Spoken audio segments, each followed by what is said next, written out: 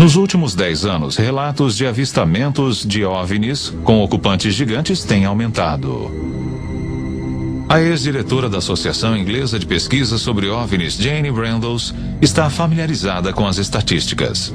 Da análise de 15 mil relatos de encontros com seres, os encontros com gigantes têm aumentado a cada ano desde 1965. E estamos, portanto, recebendo muito mais relatos de seres gigantes sendo avistados hoje do que há 30 ou 40 anos. Muitos acreditam que os livros apócrifos de Enoque têm mais de 5.000 anos de idade. Neles, Enoque escreveu sobre como foi levado aos céus por 2 homens de grande estatura. Nesta jornada celeste, ele também fala do encontro que teve com aqueles que desceram dos céus para a terra. 2 homens enormes surgiram para mim, com uma aparência que jamais eu vira sobre a terra. Suas faces luziam como o sol, seus olhos também eram como uma luz ardente. E eles me ergueram e me conduziram ao primeiro céu. E voavam com suas asas e deram a volta em todos os planetas. Desfilaram diante de mim os mais velhos, os governantes das ordens celestes. Estes grupos trabalham e estudam cuidadosamente o movimento das estrelas. Enoque foi levado aos céus pelo menos por 3 vezes. Em nossa visão atual, diríamos que ele foi levado a uma nave-mãe. Lá ele teve uma conversa com o mais alto, seja lá quem for este superior. Para nós seria talvez o comandante da espaçonave. Em outras palavras, Enoque foi o que chamamos uma vítima de abdução extraterrestre. Isto pode parecer uma interpretação fantasiosa de um texto escrito há muito tempo. Por outro lado, relatos atuais de pessoas que alegam ter sido abduzidas não são muito diferentes.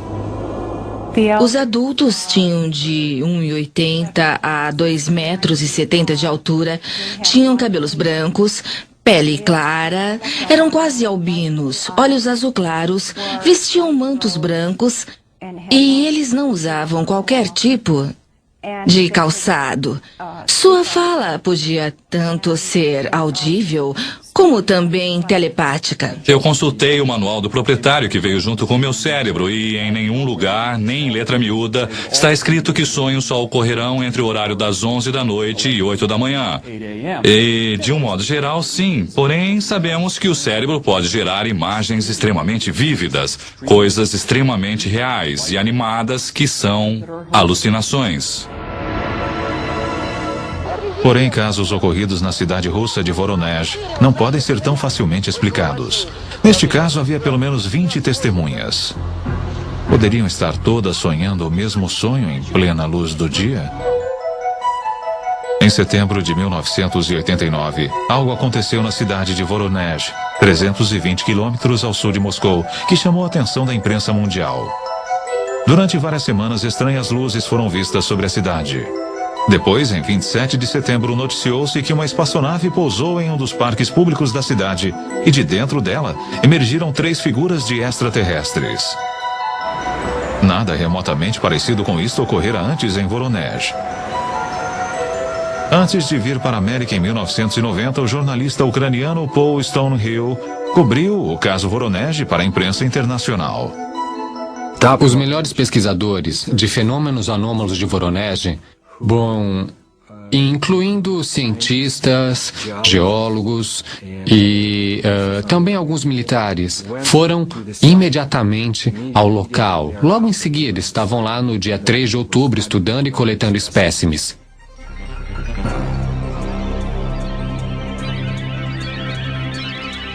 O encontro tornou-se a sensação da mídia, na rede nacional de televisão e na imprensa mundial.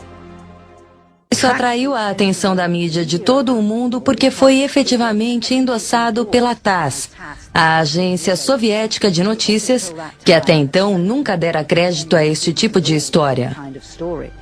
Eles tiveram a oportunidade de conversar com muitas das testemunhas oculares, adultos, crianças, policiais, professores estudantes e cientistas que haviam visto OVNIs semelhantes ou mesmo com outros formatos. O consenso era de que seres gigantes saíram da estranha nave, fizeram algumas pesquisas por Voronezh, retornaram à nave e partiram.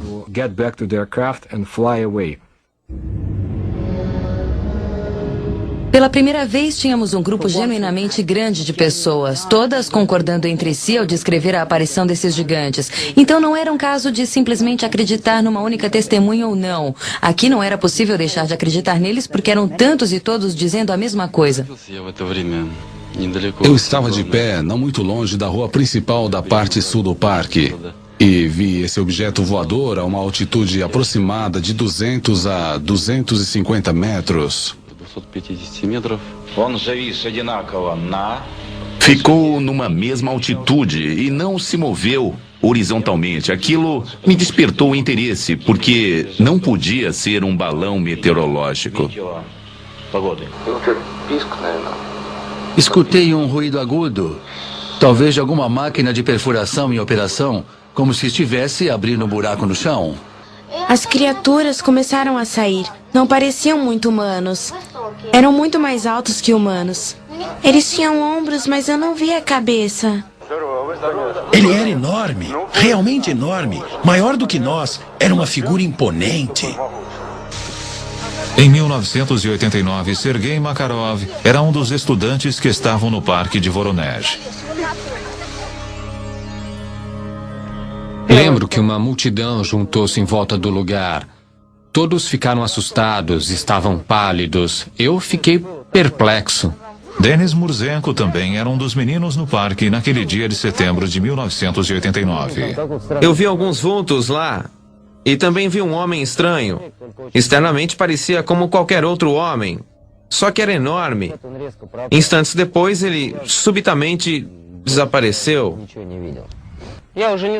Eu não tive dúvidas de que o OVNI e os gigantes eram de verdade, porque eu os vi. Mas algumas vezes, quando me lembro, me parece uma espécie de conto de fadas.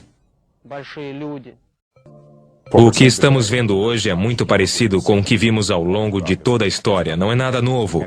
Qualquer coisa relacionada com o fenômeno OVNI hoje é algo que sempre aconteceu. Pode ser encontrado na antiga mitologia de todas as partes do mundo.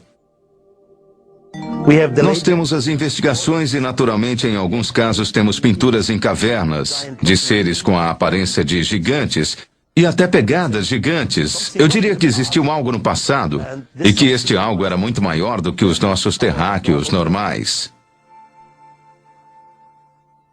Teriam eles sido nossos pais?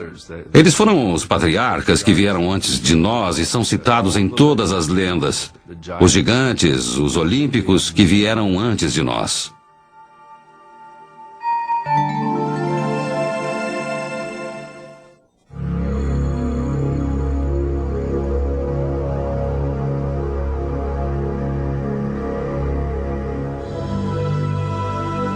Seja fato ou fantasia, gigantes ocupam nossa consciência coletiva desde que eu possa me lembrar. Mas teria uma raça de gigantes habitado realmente a Terra?